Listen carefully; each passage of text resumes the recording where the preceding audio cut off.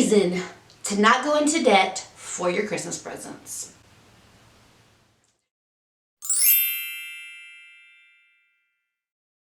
Hello everyone, welcome back to my channel. I'm Tabitha. If you are new here, welcome! Hit that red subscribe button down below because you're going to want to stick around. And if you are not new here, if this is your second, third, 50 millionth time back, welcome back, friends. Welcome back.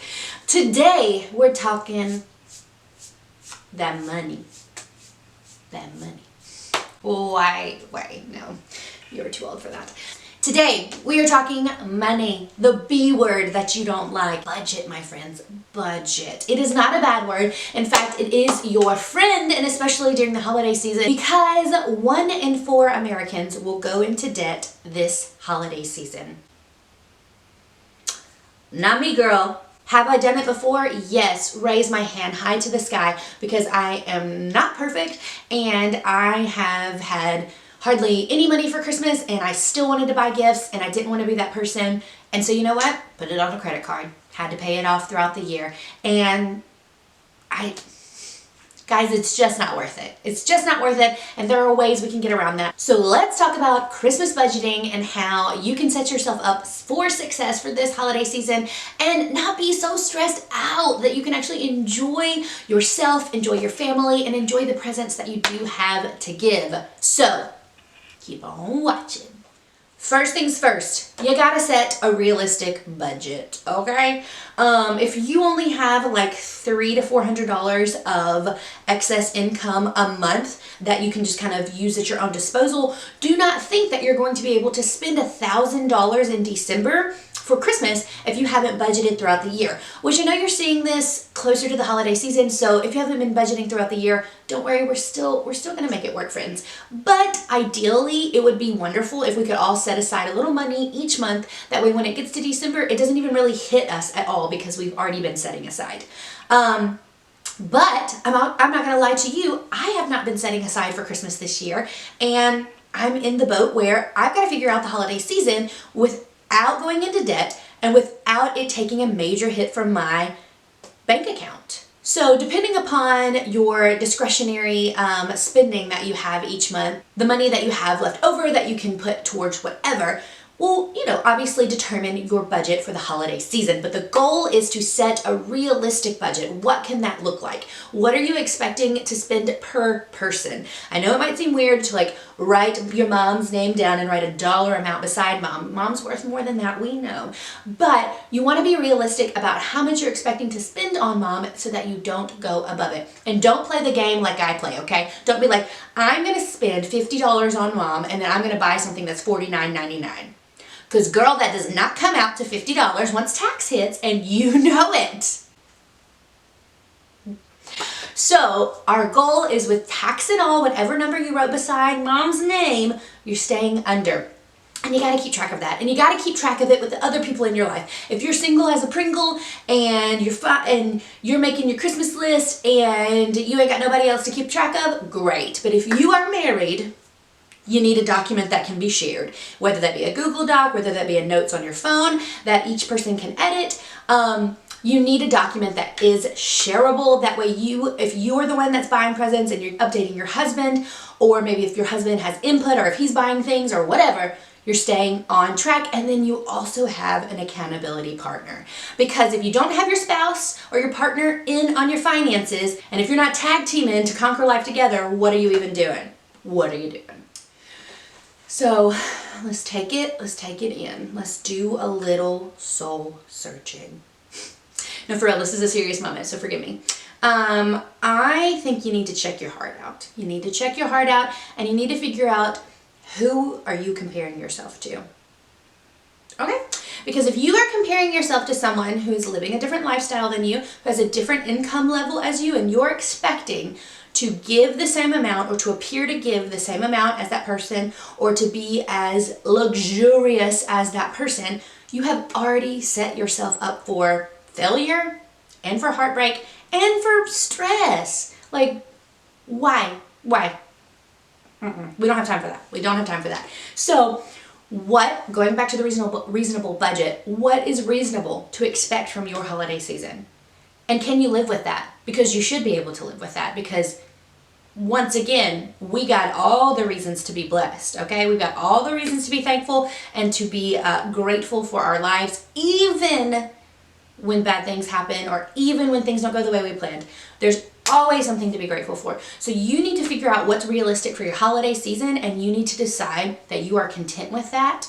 You need to say thank you for the ability to even, the privilege to even be able to think about what your holidays are going to look like, because you are going to buy your kids something. You're probably going to buy other people something. And there are people who are doing completely without for the holiday season. There are people who don't have family for the holiday season. So I'm going to tear up a little bit, but I'm going to stop.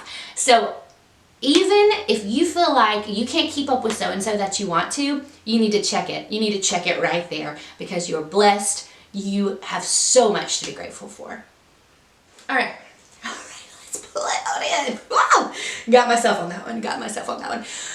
So, on that same vein, do you have family members that are overgivers? We love the overgivers. There are some people, their love language is giving gifts, and they go all out on Christmas. And good for them if they can. Good for them. But don't feel like you got to be that person. I know that there are probably grandparents, you know, if there's grandparents watching this, that the other set of grandparents can give more. Or if you feel like mom and dad you as a mom can't give as much as the grandparents are giving, and you feel like there's kind of a weird situation, then first of all, can you have a conversation with this person?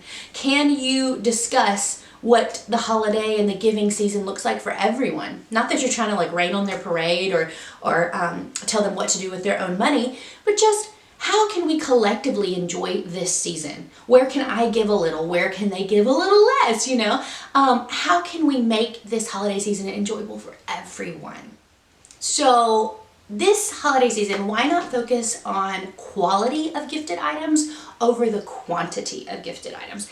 I know it's a lot of fun being able to like unwrap each individual package and knowing you got this many gifts and things like that. But think about how many gifts you give that are just a gift to be given.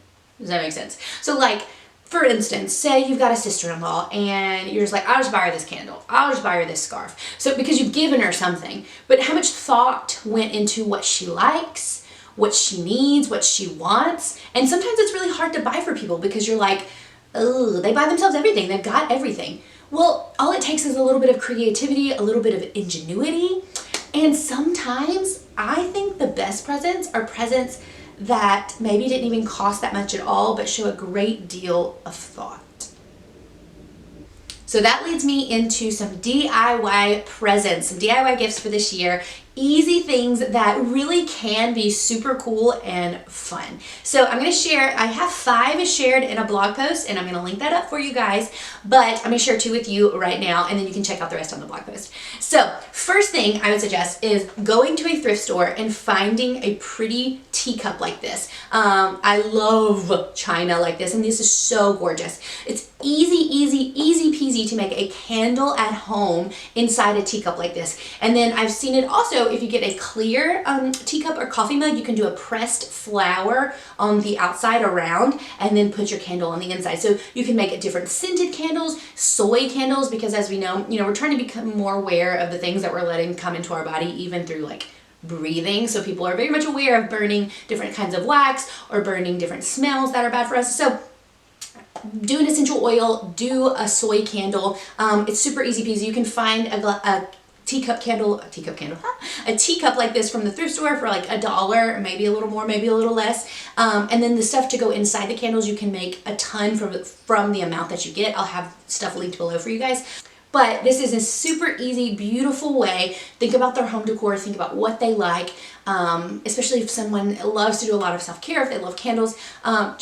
It's an easy way to make someone smile, and I think it shows a lot when you've put a little extra effort into creating something for them like this.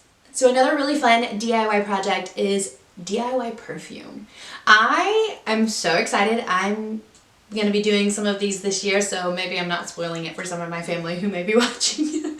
But you can either get these little amber bottles. These are little roll-ons, so you can make a roll-on perfume, or you can get these same little amber bottles in a larger like spritz version and make a spritz perfume. But once again, this is a really cool way to customize a gift specifically for the person you're giving it to, because you can think about like what smells remind you of them. You can create their own signature scent. And I think that there's so many cute ways to customize it. You can tie a little tag of, tie a little twine on it with a little tag that has their name, and then on the back, the notes that are in there and why that made you think of them.